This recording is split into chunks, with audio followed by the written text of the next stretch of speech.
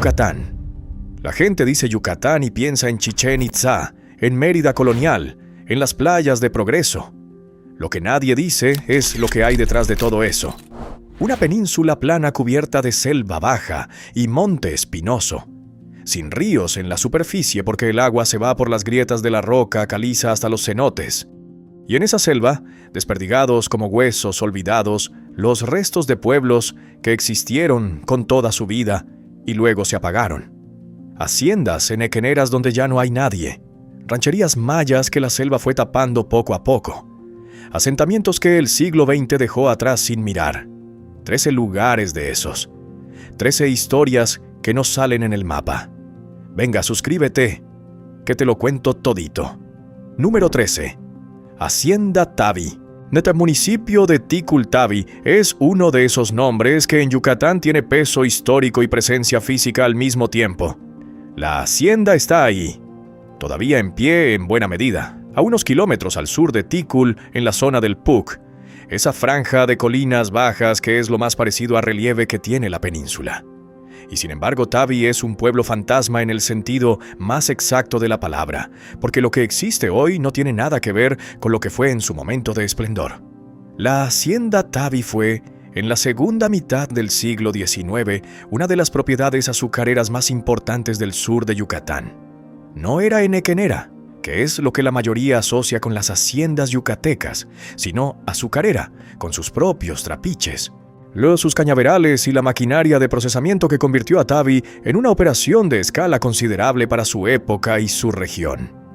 Llegó a tener una población de trabajadores y sus familias que superaba los varios cientos de personas, con su propia tienda de raya, su capilla, sus caballerizas y las casas de los distintos rangos de la jerarquía laboral, desde los peones mayas que dormían en los cuartos colectivos hasta el administrador que tenía su propia casa con portal. La violencia de la guerra de castas que sacudió la península de Yucatán desde 1847 afectó a la zona del Puc de manera directa. Tavi quedó en una región donde los frentes del conflicto se movieron durante décadas y donde la inseguridad hizo que muchas propiedades se abandonaran o redujeran sus operaciones de manera drástica. La hacienda sobrevivió a la guerra de castas, pero no salió indemne. La población trabajadora fluctuó. Las instalaciones sufrieron daños en distintos momentos y la rentabilidad del negocio azucarero nunca volvió a los niveles anteriores al conflicto. La transición del siglo XIX al XX no fue amable con Tavi.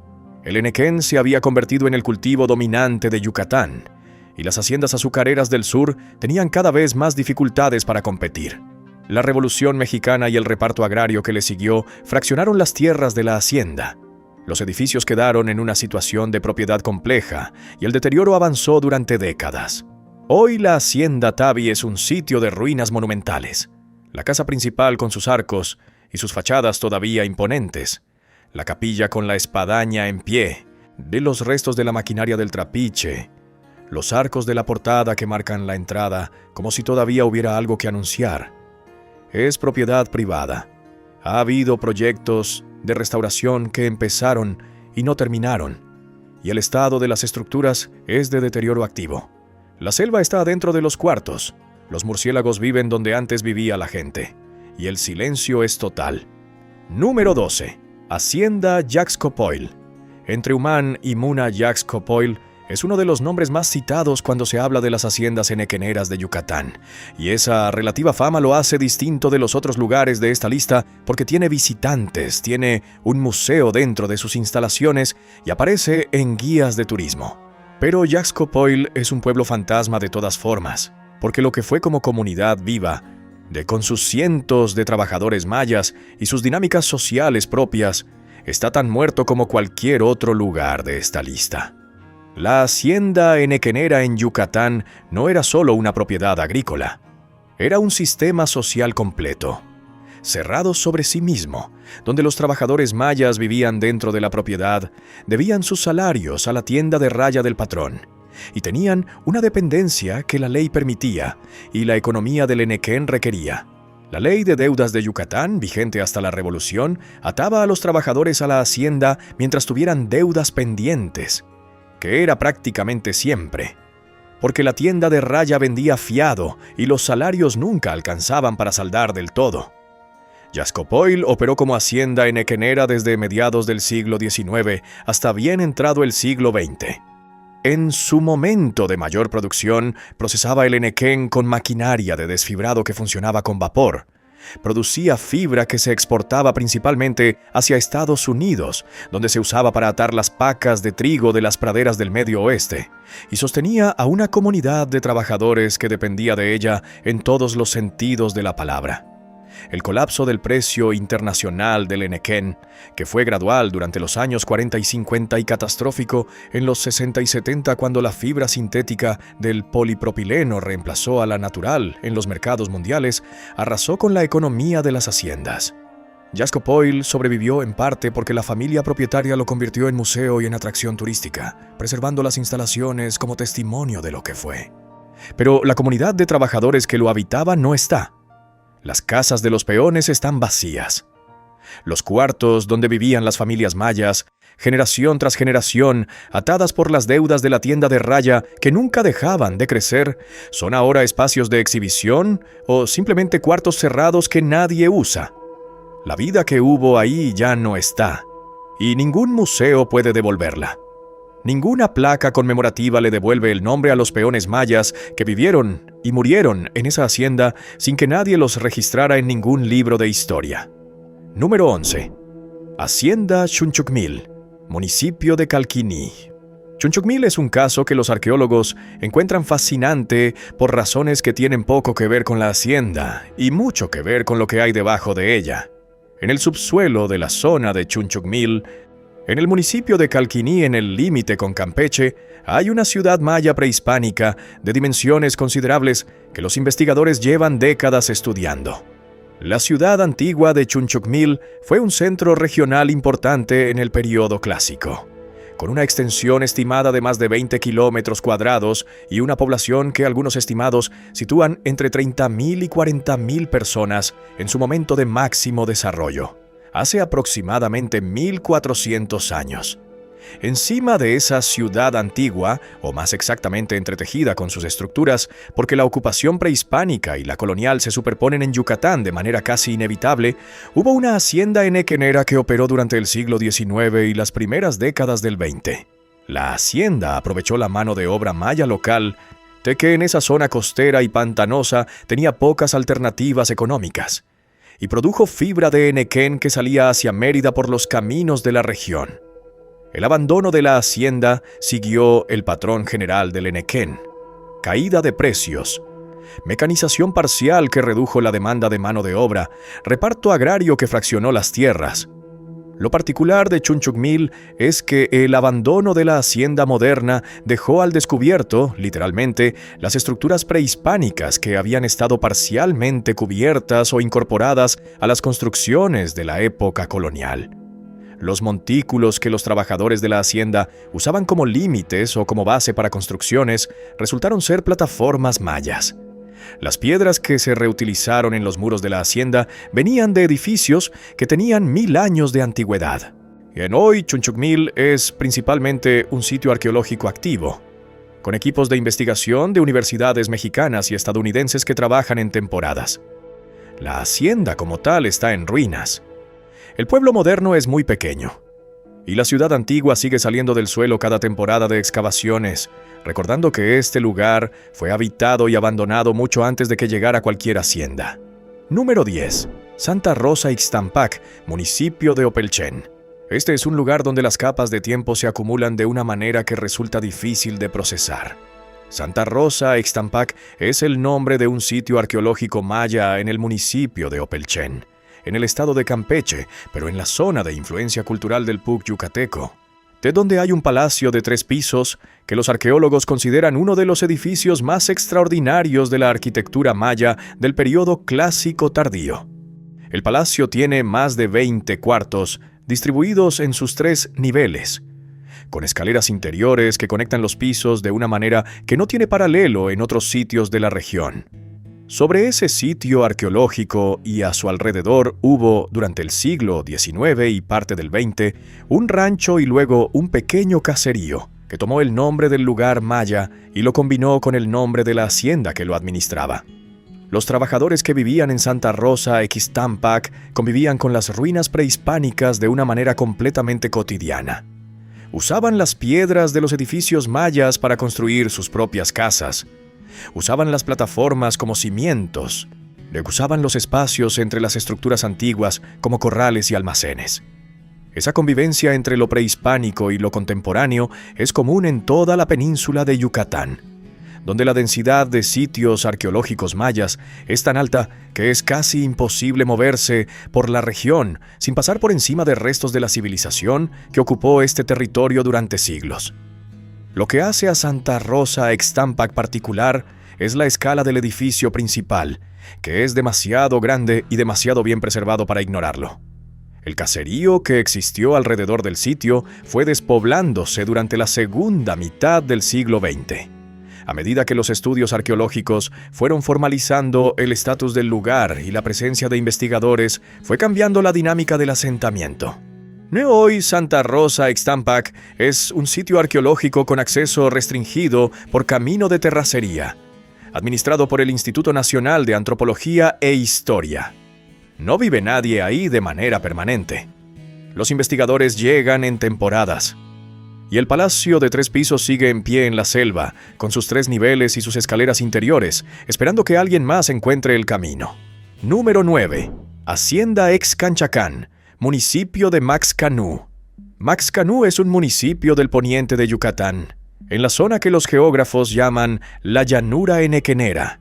Ese territorio plano y pedregoso donde el agave enequén creció durante décadas como cultivo casi único, transformando el paisaje hasta el punto de que la gente que creció ahí no concebía otro tipo de campo. Y la hacienda Excanchacán fue una de las propiedades enequeneras de esa zona que tuvieron su auge a finales del siglo XIX y que el colapso del mercado de la fibra fue matando poco a poco. Lo que distingue a Excanchacán de otras haciendas de la zona es el estado particular de sus ruinas. La casa principal tiene la fachada casi íntegra, con sus arcos y sus molduras, pero el interior está completamente destruido. Es uno de esos edificios que desde fuera parecen todavía habitables, y por dentro son solo cielo y hierba. Esa diferencia entre la apariencia exterior y la realidad interior es una metáfora tan perfecta del sistema enequenero que resulta casi demasiado obvia para mencionarla. La hacienda tuvo su propio sistema de vías de covil, y que eran las vías de trocha angosta que se usaban dentro de las propiedades para mover el enequén cortado desde los campos hasta la máquina raspa. Esos rieles de hierro de pequeña escala son uno de los elementos más curiosos del paisaje de las haciendas enequeneras yucatecas. Dan al lugar una apariencia de ferrocarril en miniatura que contrasta con la escala monumental de las casas principales. En Excanchacán quedan algunos tramos de esas vías, oxidados y cubiertos por la vegetación, pero todavía identificables para quien sabe lo que está buscando. El asentamiento de trabajadores de la hacienda se dispersó durante las décadas de la reforma agraria.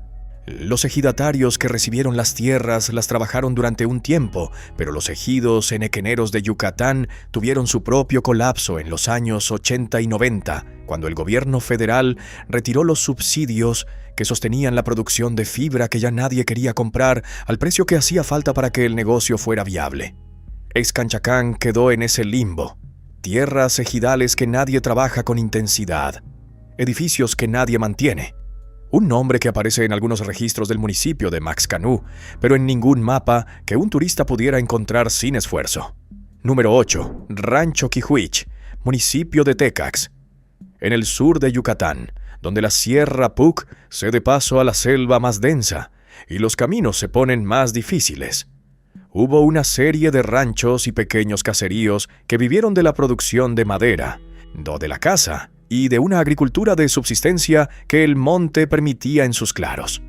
Quijuich fue uno de esos ranchos en el municipio de Tecax, cuyo nombre en maya significa algo relacionado con el maíz tierno, y que los habitantes de la zona pronuncian con la naturalidad de quien lleva toda la vida escuchándolo. El rancho de Quijuich tuvo su período de mayor actividad en la primera mitad del siglo XX, cuando la explotación forestal en el sur de Yucatán era una actividad económica importante. Las maderas preciosas de la selva yucateca, el cedro y la caoba principalmente, tenían mercado en Mérida y en los puertos de exportación.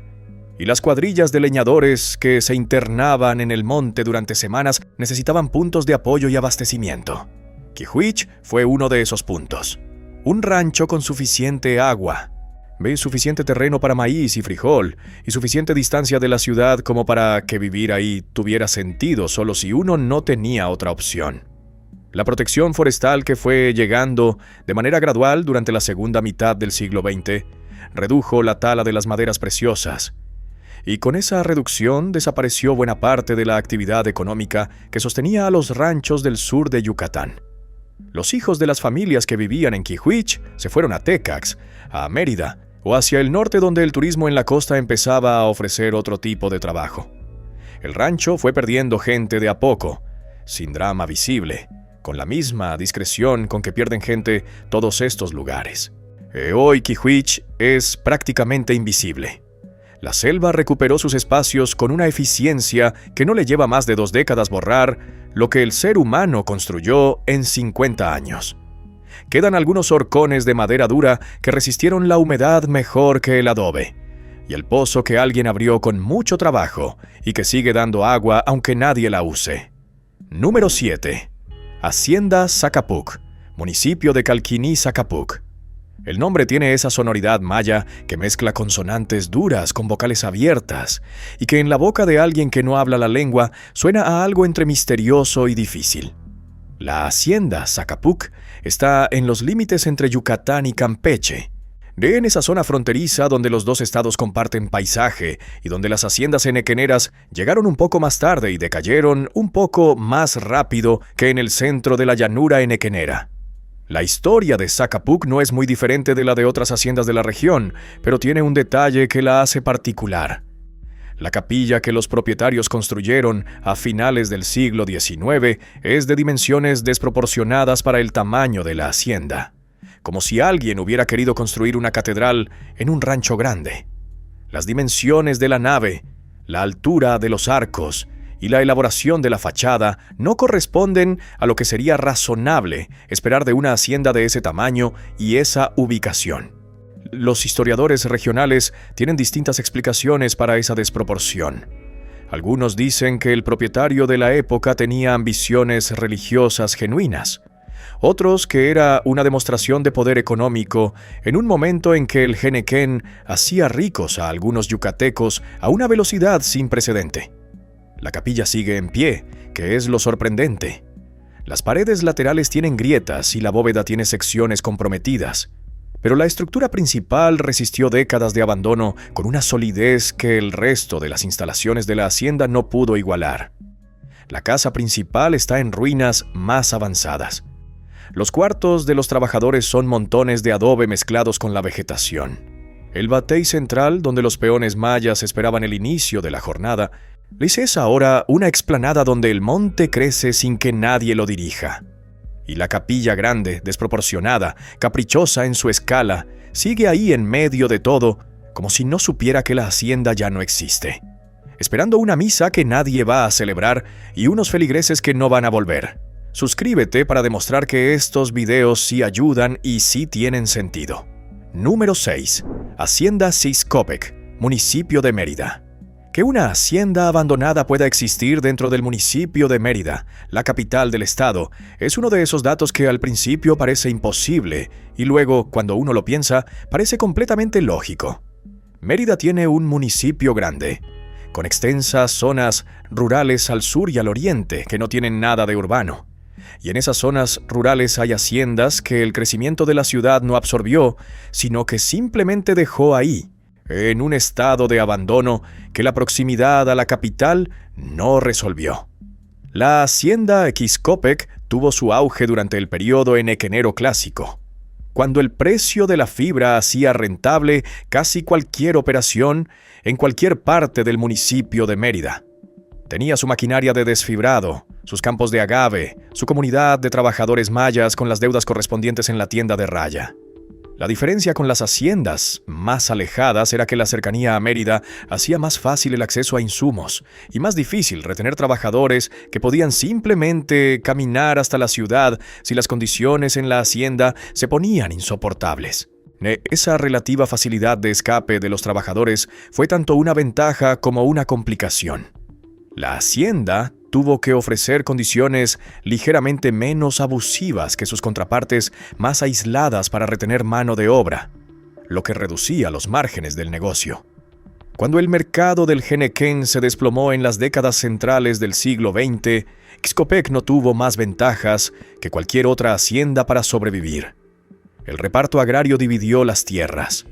Los edificios quedaron como en tantos otros casos, en una situación legal ambigua que no pertenecía claramente a nadie y que por eso no le importaba claramente a nadie. El deterioro avanzó con la eficiencia habitual de la humedad subtropical y la vegetación que en Yucatán no descansa. Hoy Ixcopec es un nombre que pocos merianos reconocen.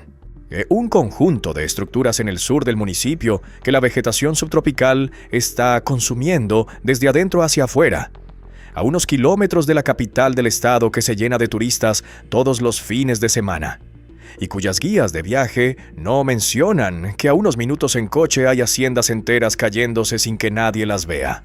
Número 5. Hacienda Chuncanán, municipio de Calquini. Chuncanán tiene la particularidad de estar en una zona donde la explotación del henequén coexistió con la explotación del palo de tinte, ese árbol del que se extrae un colorante natural que durante siglos fue un producto de exportación importante de la península de Yucatán. El palo de tinte, o Haematoxylum campechanum para los botánicos, produce un colorante que se usó extensamente en Europa para teñir textiles antes de que los colorantes sintéticos lo desplazaran a finales del siglo XIX. Las haciendas de la zona de Calquini que tenían acceso a los bajos donde crecía el palo de tinte tuvieron durante un tiempo una fuente adicional de ingresos que las haciendas puramente henequeneras no tenían. La hacienda Chuncanán aprovechó esa diversidad. Sus terrenos incluían zonas de selva baja inundable, donde el palo de tinte crecía de manera natural. Y la explotación de esa madera complementó al henequén durante las décadas en que ambos productos tenían mercado simultáneamente. Cuando los colorantes sintéticos hundieron el precio del palo de tinte y el henequén sintético hizo lo mismo con la fibra natural, Chuncanán perdió sus dos fuentes de ingreso en un plazo de pocas décadas. La comunidad de trabajadores que dependía de la hacienda tuvo que reinventarse. Algunos fueron a los ejidos recién formados. Otros emigraron hacia la ciudad. Los edificios de Chuncanán, que incluían además de la casa principal y la capilla, una bodega de considerables dimensiones donde se almacenaba la fibra lista para el transporte, quedaron vacíos y fueron deteriorándose a ritmos distintos según los materiales de construcción. La piedra dura más que el ladrillo más que el adobe, y todo más que la madera que la humedad, y los termites de la selva yucateca atacan con una dedicación ejemplar. Hoy la bodega es la estructura en mejor estado, porque sus muros de mampostería de piedra tienen un grosor que ha resistido décadas de abandono con dignidad relativa. Número 4. Hacienda Yocat, municipio de Junucmá. Junucmá es un municipio costero al poniente de Mérida, en la zona donde la llanura henequenera llega hasta el litoral del Golfo de México. Es un territorio peculiar. La costa de Junucmá es una franja de manglares y ciénagas que no tienen nada del atractivo playero que tienen otras costas de Yucatán. Y el interior del municipio es una mezcla de terrenos henequeneros abandonados y monte bajo que ha recuperado parte de lo que la agricultura del agave le quitó. La hacienda Yocat operó en ese contexto, aprovechando tanto la producción de henequén como la cercanía al puerto de Cizal, que en el siglo XIX fue el principal punto de exportación del henequén yucateco antes de que el puerto de Progreso lo desplazara. La fibra que producía Yocat salía en carretas hacia Cizal, donde se embarcaba en los veleros que cruzaban el Golfo hacia los puertos norteamericanos, donde la industria agrícola esperaba la cuerda de atar. Esa lógica de exportación que dependía del puerto de Cizal se rompió cuando Progreso asumió el rol principal y las rutas de transporte se reorganizaron. Yocat quedó en una posición menos ventajosa logísticamente. lo que sumado al declive general del Enequén fue acelerando su deterioro. El reparto agrario de los años 30 y 40 fraccionó las tierras entre los ejidatarios de la zona, y los edificios de la hacienda quedaron en el limbo habitual. La particularidad de Yocat es que parte de sus instalaciones fueron usadas durante algunos años como bodega y luego como escuela por los ejidatarios, lo que ralentizó el deterioro de algunas estructuras, pero introdujo modificaciones que los entusiastas del patrimonio histórico encuentran dolorosas. Ventanas ampliadas donde no debían, añadidos de materiales modernos que no combinan con la mampostería original. Pintura aplicada encima de las piedras coloniales con colores que ningún arquitecto del siglo XIX habría aprobado. Es el tipo de conservación involuntaria e imperfecta que es mejor que el abandono total, pero que deja su propia marca, como esas cicatrices que cierran bien pero no quedan bonitas. Los ejidatarios que recibieron las tierras de Yocat las trabajaron durante los años en que el gobierno sostuvo el precio del Enequén. Y cuando ese apoyo desapareció en los años 80 y 90, las tierras también perdieron su actividad. El ciclo completo: hacienda, la reforma agraria, ejido enequenero, abandono ejidal. Un siglo de historia en 3 párrafos y ningún edificio en pie que lo cuente entero. Número 3. Hacienda Excunyá. Municipio de Mérida, Excunyá, está en el norte del municipio de Mérida, en la zona que desde hace décadas está siendo absorbida por el crecimiento urbano de la capital yucateca.